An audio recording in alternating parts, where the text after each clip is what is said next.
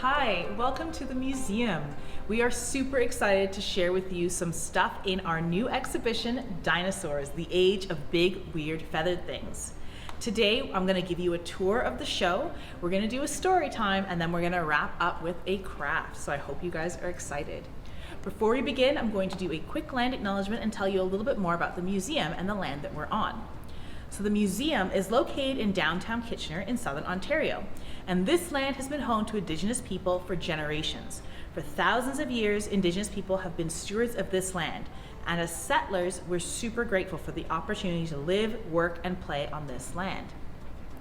For the museum's area, the Indigenous people who've been on this land are the Anishinaabe, Haudenosaunee, and the Neutral people. And again, we are super grateful for the chance to be here. The theme for today's exhibition tour is going to be about feathered dinosaurs, but we're going to start a little bit by talking about different types of dinosaurs and then the specific group of dinosaurs that are feathered. So before we begin, let's start off by answering the question, what is a dinosaur? Well, a dinosaur is a type of reptile, and some reptiles that might be alive today that you could think of would be things like turtles and tortoises, lizards, snakes, those kinds of things. But dinosaurs are a special type of reptile, and one of the things that makes them different from other types of reptiles that we're familiar with is the fact that they have an upright stance. So a lot of other reptiles, when they've got legs, so things that aren't snakes, their legs are kind of sprawled out from under their bodies. So their feet are kind of on the side of them, and they're kind of spread out like that. So if they walk, they're walking with their legs sort of sprawled out to the side.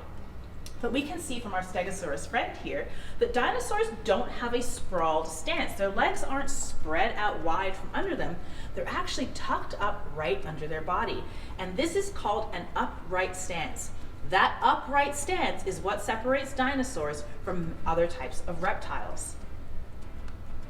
So there are three main groups of dinosaurs: the ornithischians, the sauropods, and the theropods. The ornithischians are a big group of dinosaurs that have a lot of different types in them. An example of one of the ornithischians would be this Stegosaurus here.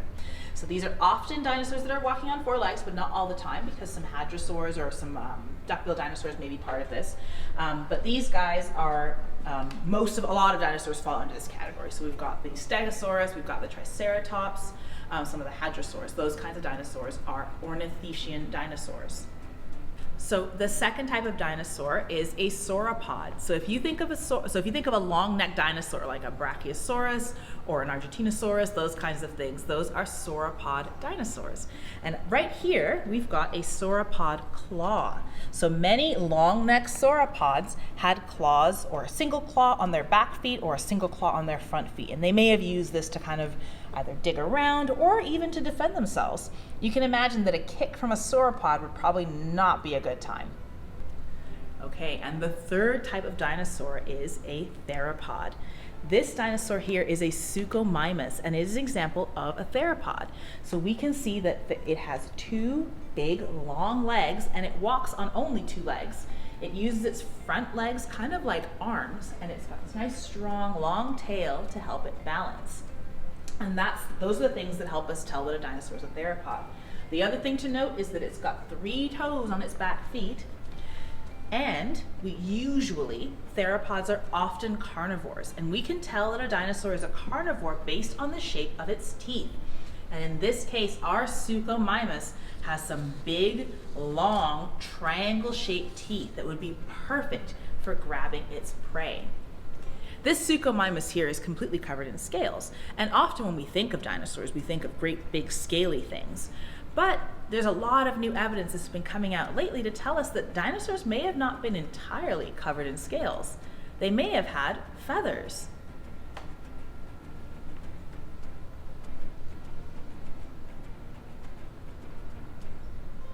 So for a long time, scientists were debating whether or not dinosaurs may have had a different kind of covering like feathers. And for a while, there was no evidence that they had anything other than scales. That was until 1996, when a very special fossil was found. And we've got a replica of that fossil here.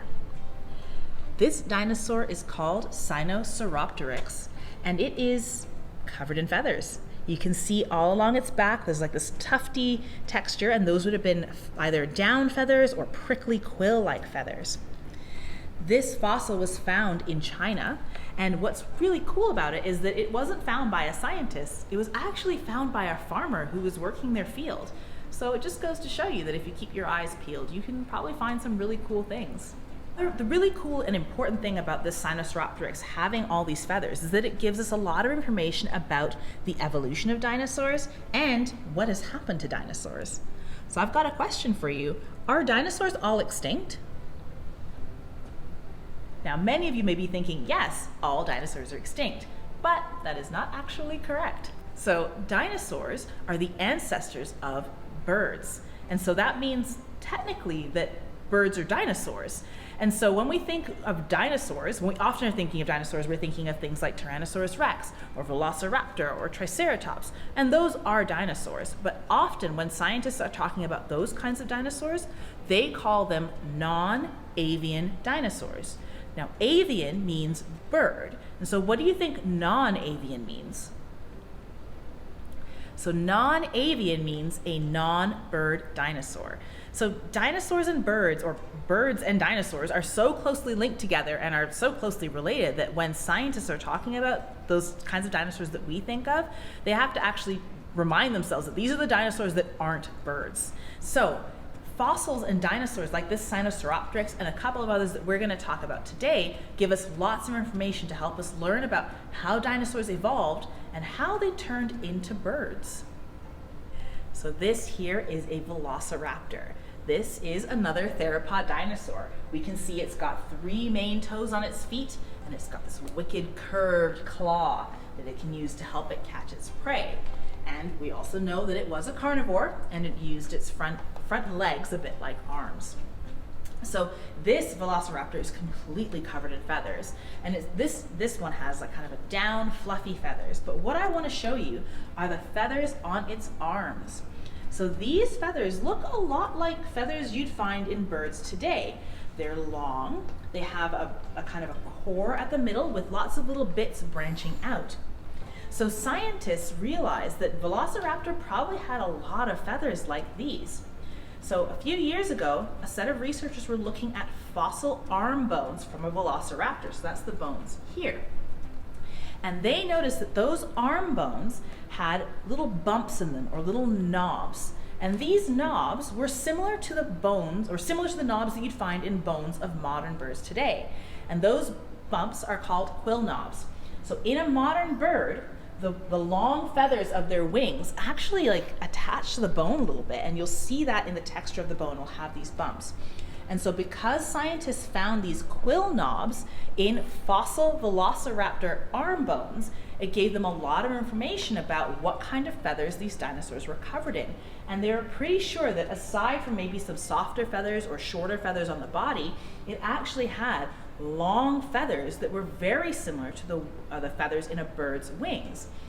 And that gives us, again, lots of information about, okay, so maybe these long feathers showed up before flight was even a thing, because these dinosaurs wouldn't have been able to fly. And so this then gets us to ask another question of, okay, so what were the feathers for? And one of the ideas is that maybe these feathers may have helped dinosaurs to stay warm.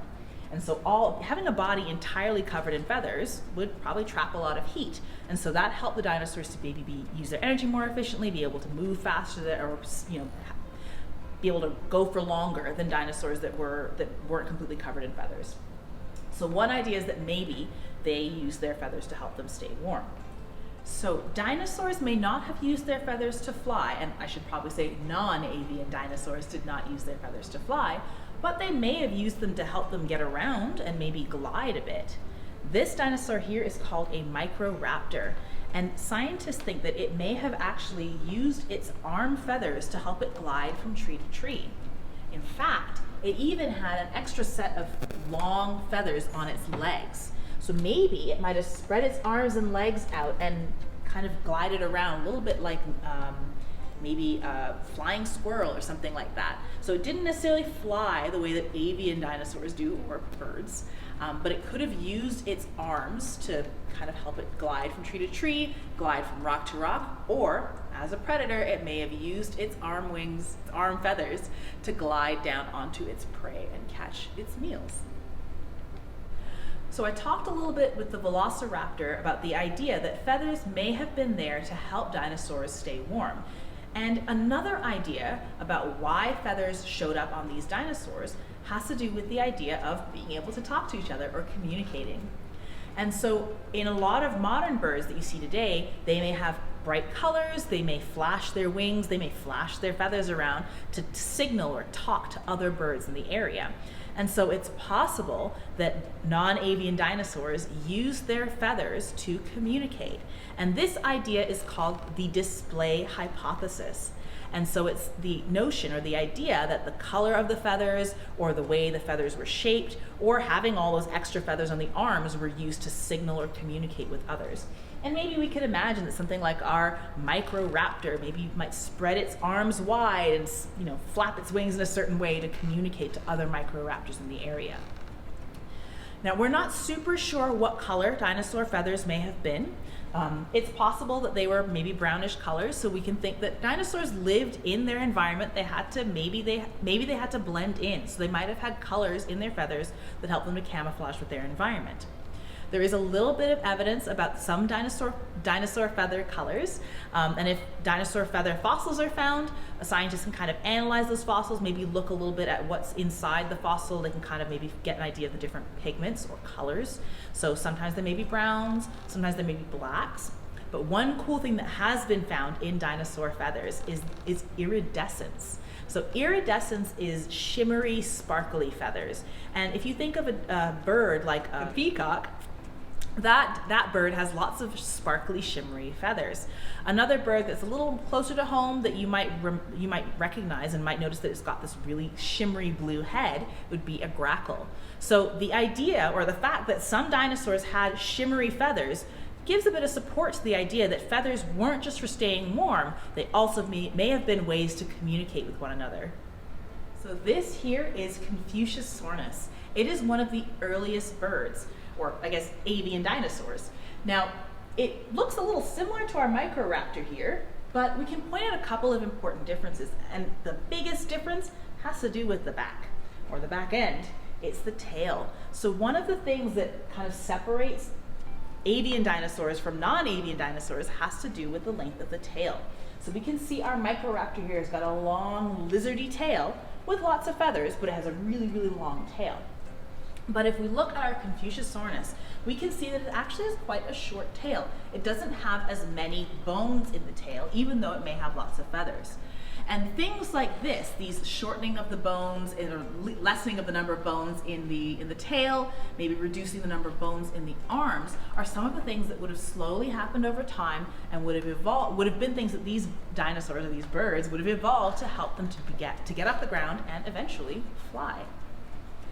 Now, our Confuciusornis here is one of the first birds to have a beak. So some early birds actually had a face a bit more like a microraptor that had maybe a bit of a snout with lots of teeth in it. And over time, these birds, or these avian dinosaurs, eventually lost their teeth and started to replace that type of mouth with a beaky mouth. And the nice thing about a beak, or the cool thing about a beak, is that it's pretty light. And that is the big deal about flying, is that you need to stay as light as possible. So you're going to reduce the number of bones you have. You're going to reduce the amount of teeth you have. So all these things are in an effort to make your body as light as possible so you can use less energy to get off the ground. All right, so that was a quick tour of our exhibition, and hopefully you learned a little bit about what dinosaurs are, different groups of dinosaurs, and how dinosaurs got some of their feathers, and what those feathers might have been for. We're going to go into a story time, and we're going to talk about one of the most impressive, ginormous, famous theropods. We're going to talk about a T-Rex. This book is called When Sue Found Sue by Tony Buzeo and illustrated by Diana Sudica. And it's the story of Sue Hendrickson discovering her T-Rex. Published by Abrams Books for Young Readers.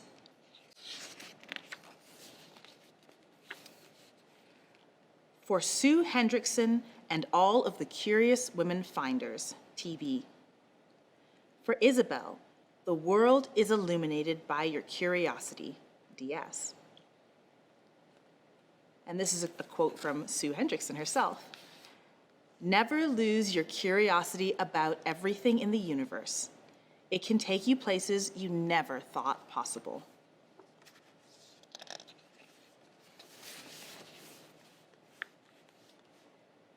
Sue Hendrickson was born to find things. Missing trinkets, prehistoric butterflies, sunken ships, even buried dinosaurs. If it was lost, Sue's curiosity led her on a hunt to find it.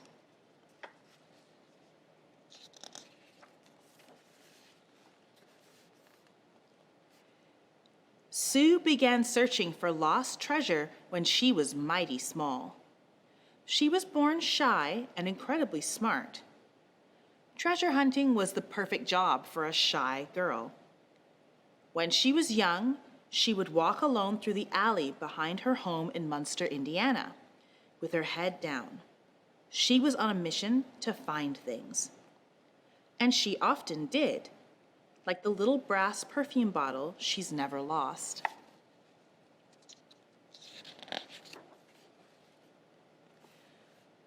Sue wasn't like other kids. So shy and smart, Sue gobbled up books the way other kids gobbled up ginger snaps. Head down, a book a day, Sue learned things all on her own. She dialed her curiosity up too high and discovered everything about anything that interested her.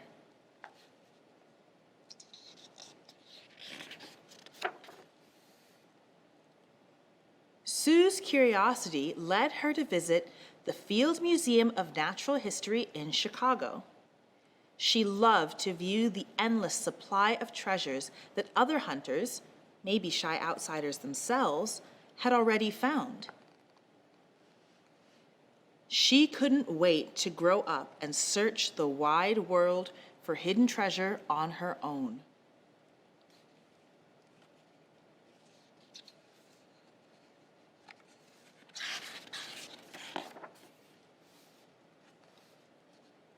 At the age of 17, Sue launched her life of discovery, traveling, living outdoors, supporting herself, and finding things. One curiosity always led to another, and for the first time, Sue joined teams of curious, dedicated treasure hunters. Diving first for tropical fish, and then for lost boats, lost airplanes, and even lost cars eventually led Sue to search the Dominican amber mines for extinct prehistoric butterflies, to search the deserts of Peru for prehistoric whale fossils, and finally, to search the hills of western South Dakota for dinosaur fossils.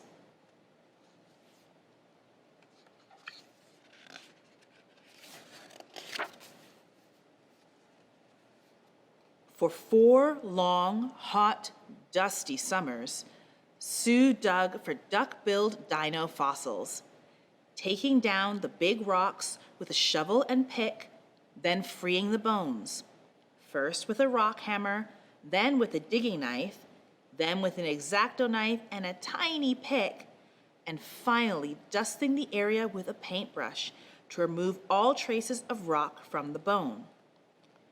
No showers for washing, no beds for sleeping, no escape from the beating sun. But still, Sue was part of a team.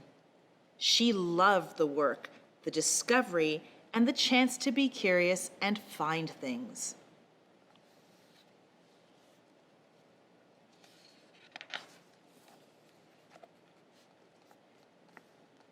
During the last weeks of her 4th summer of digging for duckbills in the blistering heat, Sue felt pulled to a sandstone cliff far off in the distance. She couldn't say why then, and she can't even say why now, but she was called to that cliff.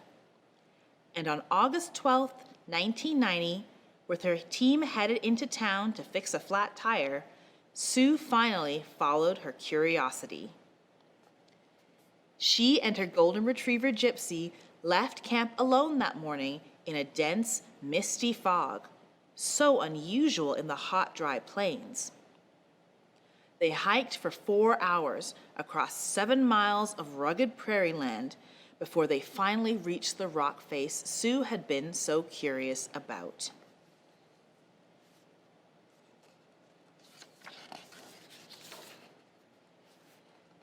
Sue and Gypsy stood below the 60-foot-high, towering cliff of tan and gray rock. I walked around the base of the cliff with my head down, watching the ground. About halfway along, I noticed a few pieces of what looked like bones. Then I looked up.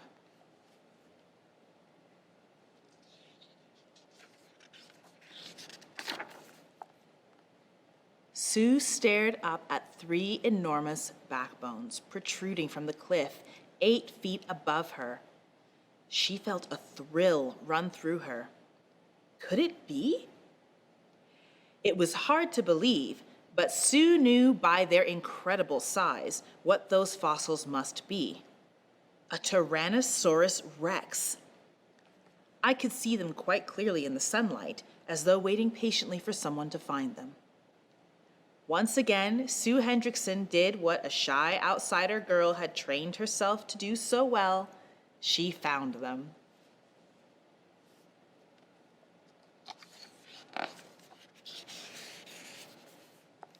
She rushed back to the campsite, humming with the excitement, the happiness, and the thrill of her find.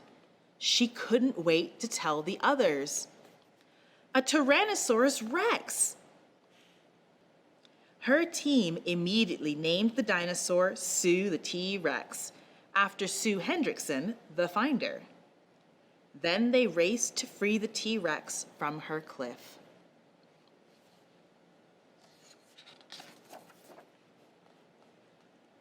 But releasing 300 T-Rex bones in 115-degree heat under the sweltering sun without damaging the bones was neither quick nor easy.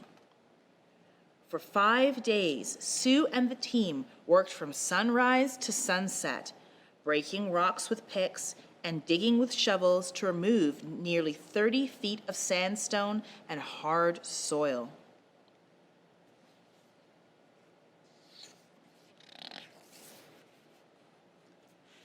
At last, the bones appeared.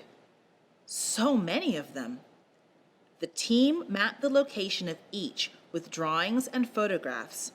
Finally, with knives, brushes, and smaller tools, Sue and the team removed and numbered every bone, recording them in a notebook. Nearly 3 weeks later, trucks bounced over 150 miles to deliver all of those bones to the Black Hills Institute. Sue the T-Rex was finally free, thanks to Sue Hendrickson, who was born to find things.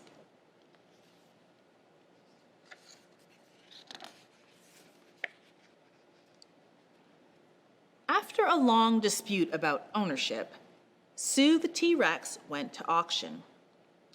And who won the auction?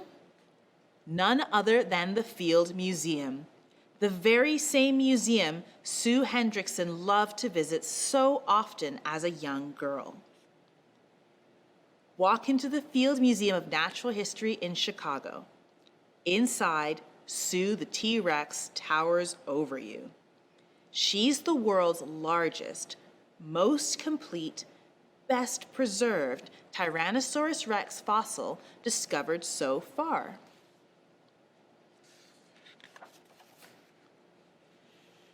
And she was found by Sue Hendrickson, that once shy girl, so different from others, whose curiosity always led her to find things, and always will. And this is another quote by Sue Hendrickson.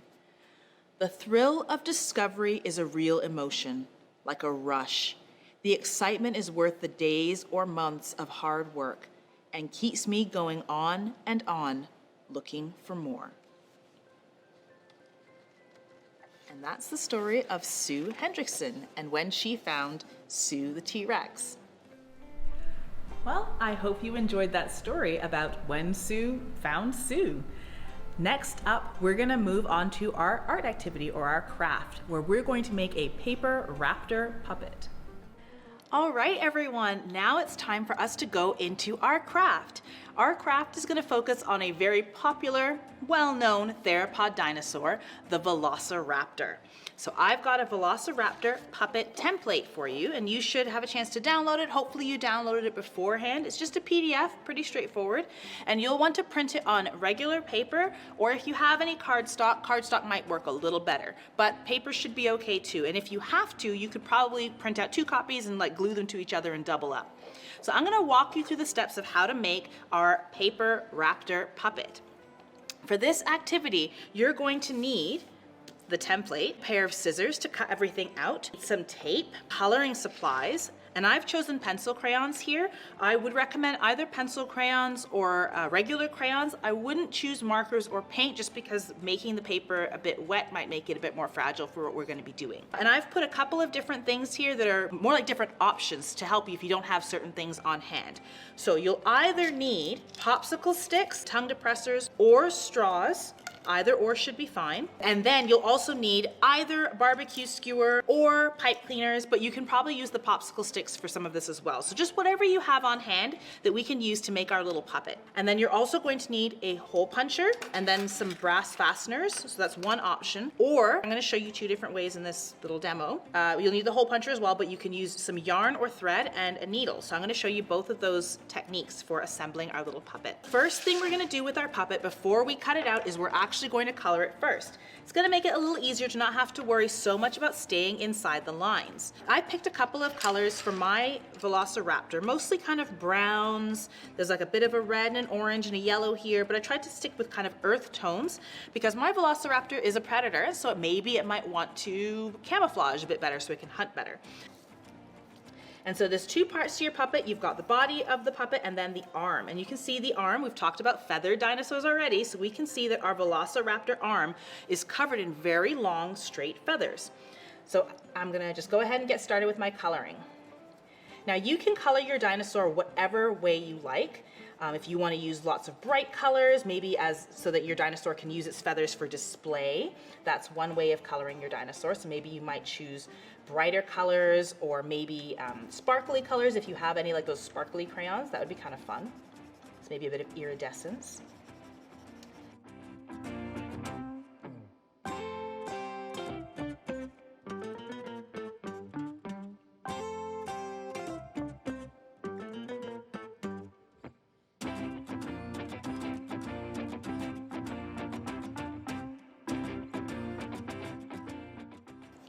My little orangey color here. I'll get some more of my tan.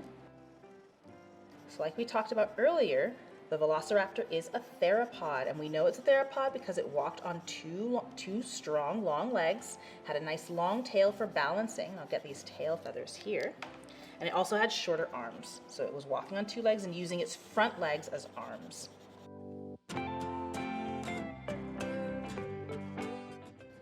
Now that I've gotten to my tail, the very, very end of my tail, I think I'm gonna have a little bit of fun with the color that I used there. I'm gonna mix it up a little bit.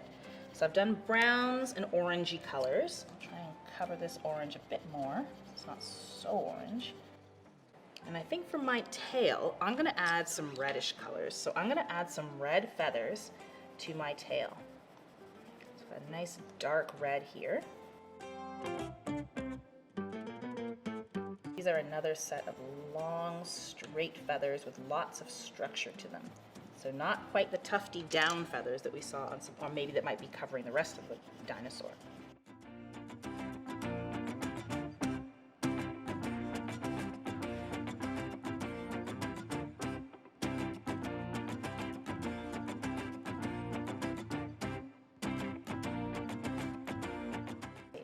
Most of my body done, and then I'm going to come back in with my peachy light color, work my way up.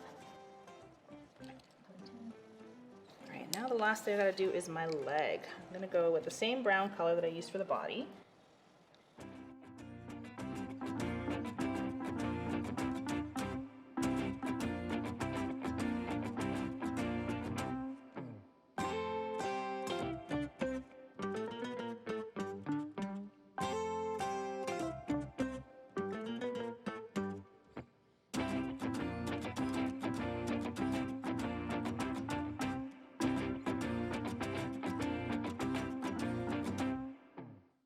I have my body of my velociraptor and its arm is completely colored.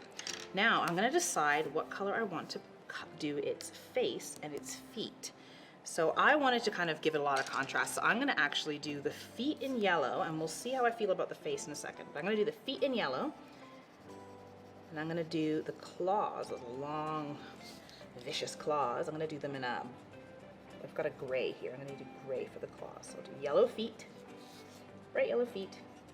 And if you look around today, you probably have seen some birds with yellow legs, so it's not completely unreasonable to think that they might have bright colored legs. And then I will color in my claws with this gray.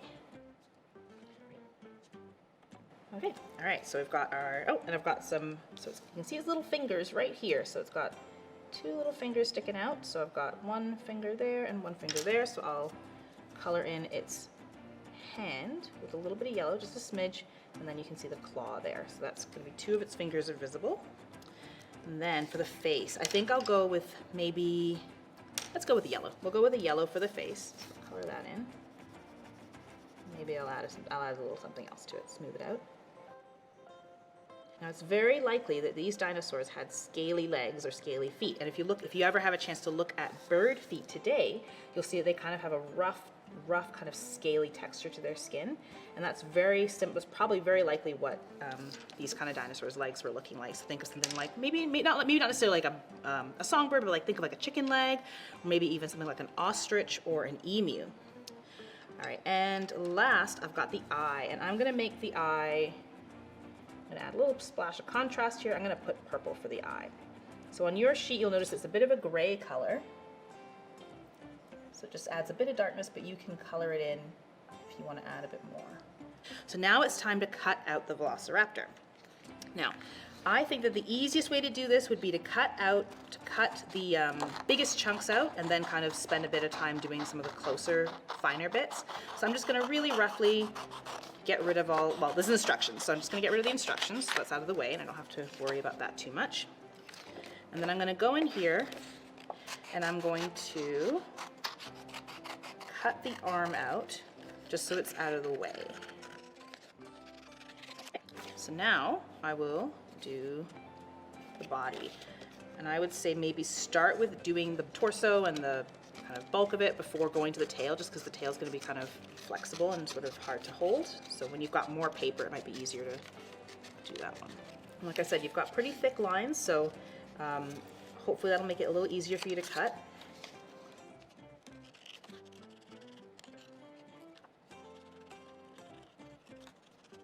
I'm gonna have to be a bit more careful when I'm getting right in there, so I'm just gonna get most of that shape out. I think now I'll work on getting my tail. So I'll just cut this little strip here. And the nice thing about the feathers on the tail, on the underside, the other kind of the bit with these bits here, is if you can't quite cut all the little lumpy bumps, it's okay, you can just cut a straight line and it will still look like a bunch of individual feathers. And we are going to cut out the arm.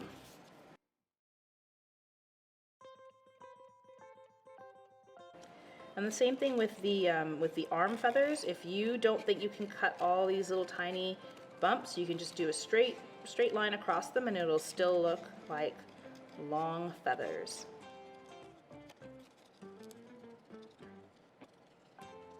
All right, so we've colored our dinosaur and we have cut out our dinosaur. So you may notice that there are 2 spots on the dinosaur, on the body and on the arm, and I'll bring back the blank template so you guys can see. So on the body there's a little black dot, and on the arm in the shoulder there's a little gray dot. So there are a couple different ways that you can attach or assemble your dinosaur. So the first thing you can do is you could just, if you wanted to, I'm not going to do it now, but if you don't really want to have to kind of, you don't want the arm to move, or you don't have some of the supplies to assemble the arm so that it can rotate, then you can just get a bit of tape or get a bit of glue and just smack it on. And then your arm will kind of be stuck in one position, but it still kind of is a cute little velociraptor puppet. The other option is, and I'm going to do it with this one, so I'm going to take my brass, my hole punch and my brass fasteners, and I'm going to punch a hole in the body and the arm just at the shoulder, and I'm going to attach it with a brass fastener. So I'll just do that now. And you can line up the punch with your the hole punch with the right spot and just go ta-da. Now I've got a hole. So I've got a hole here for the body. I'm going to very carefully punch a hole in the arm, in the shoulder of the arm. Now just be careful that you don't go too close to the edge, or it'll make the arm a little fragile. It might tear. All right, so I've got those two done. I'm going to open up my container of brass fasteners. And I'm going to take my brass fastener, I'm going to thread it through the arm, and then I'm going to thread it through the body.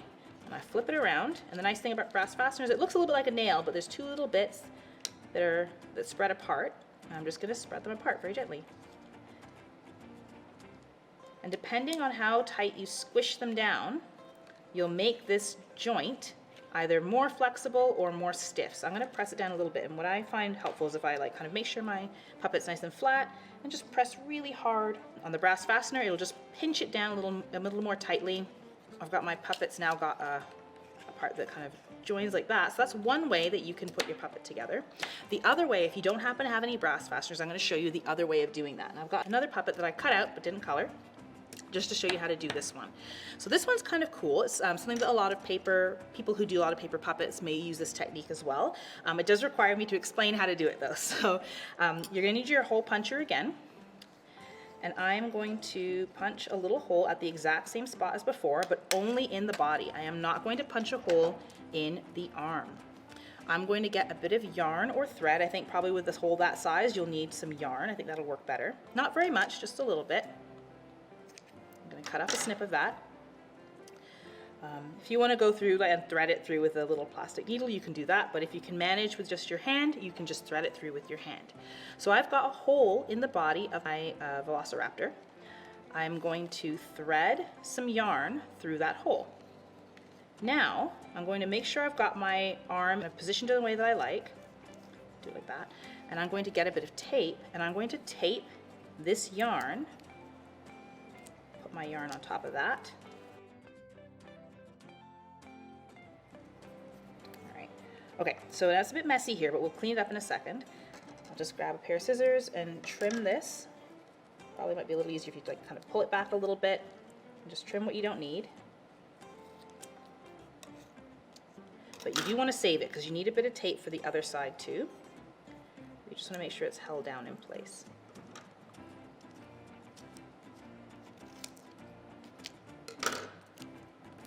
All right, so you can see that our yarn is taped to our wing. Okay, so this looks kind of weird, but so I've got my wing is attached to this bit of yarn or it's taped to a bit of yarn, and then there's the rest of the yarn's kind of going through the body. So I'm just going to pull the yarn until it's sort of got the arm, the shoulder, right up against the body that way. All right, now I'm going to probably adjust this a smidge. It's not quite where I need it to be. It's not that hard to adjust it. So I'll just move the yarn. Let's see, I'll move the yarn maybe this way, see if that helps. Just move it down a little bit. Oh, I know what. I'll flip it around this way. That's going to help. All right, okay. So now there we go. Okay, so you want to pull that yarn until it's tight and the arm is right up against the body. All right, so I've pulled the yarn through. Now the arm is just kind of stuck there. I'm going to flip over the entire puppet, and I'm going to get that extra tape I had, and I'm going to tape my yarn in place. You don't want to tape over the hole, that's going to kind of mess up the joint a little bit. You want to tape a little bit away from it, and again, you want to go kind of pull the yarn the direction from the neck to the tail, so it's just kind of tucked out of the way. I'm going to add a little bit more tape just to make sure it's secure. So now, this also is attached and has got a bit of a pivot joint, or a joint that can move back and forth. So that's another way that you can assemble your puppet if you don't have any brass fasteners at home. Now, the last step is going to be to put it on a stick. So I've got a couple different options here. So I've got some long tongue depressor style popsicle sticks. I've also got, I've got a straw, I've got some barbecue skewer, and a pipe cleaner. So I'm gonna start off with my tongue depressor style. And just want to, again, show you guys some options of what you can do if you don't necessarily have all the supplies on hand. So just lots of things that you can do to kind of put this together, and just want to show you what you can do with what you've got at home. All right, so I'm going to pull off, so I need a bit of tape. I'm going to flip my Dinosaur over so I'm looking at the back side that's not got the coloring on it. And I'm just going to take a bit of tape and I'm going to tape my popsicle stick down. You may want to kind of press your tape up against the paper pretty hard so it's all smooth. I would say to be careful not to tape on top of your brass fastener. The yarn is not that big of a deal, but if you tape on top of the brass fastener, it might make it a bit harder for your joint to move, maybe. So that's the first part of my puppet. So now I can hold my puppet up and it can move around. But my arm is what I wanted to be able to move, and I can't move my arm without getting my hand in there and touching it. But we can put a part, we can do the next bit, which will let you be able to control the arm without getting your hand in there. So again, lots of different options. I'm going to use a pipe cleaner. So I'm going to start with just this length here. You may need to cut it in half. You can kind of go with whatever works for you, but a pipe cleaner is a good way to start. It's nice and flexible and a little thin. So same thing, I'm going to put my pipe cleaner where I want it to go, and I'm going to think a little bit about this. So you may have to kind of play with your puppet a little bit to figure out where exactly you should put that stick that you're going to use, or whatever it is you're going to use to move the arm. So I'm going to put it, I think the edge would be a good spot, right kind of where the fingers, the hand would be, is a good spot to put my pipe cleaner. So I'm going to turn it around. I'm going to just kind of see if I can visualize that, remember where I had it before. And I'm going to use a little bit of tape. And again, you want to try and keep the tape from showing on the front side, so just be careful that you use like little tiny bits, or trim it if you have to. In this case, I'm just going to flatten it here, and I'm actually going to just cut the rest of it because I'm not going to be able to keep that neat otherwise. There we go. All right. All right, so I've got my Velociraptor, and it's got a little arm that I can move back and forth, and I can move it back this way if I want to, or I can move it up this way. And the nice thing about the pipe cleaner is that it's flexible, so you don't have to worry about maybe accidentally doing anything that might damage the joint. So that's one way of doing it. So you can use the popsicle stick, pipe cleaner. We can also use maybe a straw and a barbecue skewer. So I'll do that really quickly, and that's pretty much it for the options that you've got. And you can, if you have anything else that's long and straight at home that you could use for holding up your puppet and moving the arm around, you can do that too. So I'm just gonna, same thing I did before with the barbecue, with the popsicle stick. I'm just gonna find a spot that I like on my Velociraptor. I'm gonna put some tape down. Now, because my straw is round, I'm gonna need a bit more tape, and I'm gonna have to be a bit more careful, and I might need to squish my straw a little bit to actually make sure I've got enough. It's held down well enough so it doesn't fall off. All right, so I've got my straw there. So that's my Dinosaur. And then I'm going to put a barbecue skewer. I'm gonna use the pointy end just so that I've got a flat edge when I'm using the puppet. Okay, so that's how I'm gonna angle it. Now you don't have to make the thing that's holding the wing go perfectly straight down, because you're gonna have to move it around. You're gonna be using it to move around anyway. So you can kind of play around with what angle you use for that. I think I've got a little bit too much tape. Okay, I'm just gonna trim this, oops.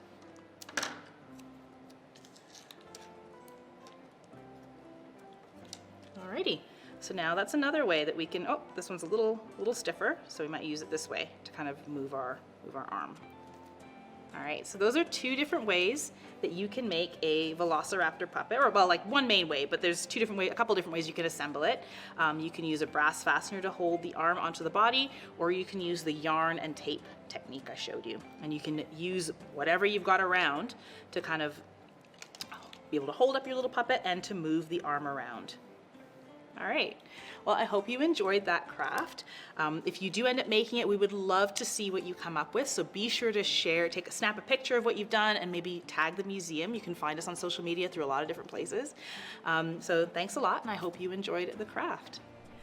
I'm so glad that you could join us today for the tour and the story time and the art activity. We hope that you had a good time, and we hope that we can see you again soon. Bye.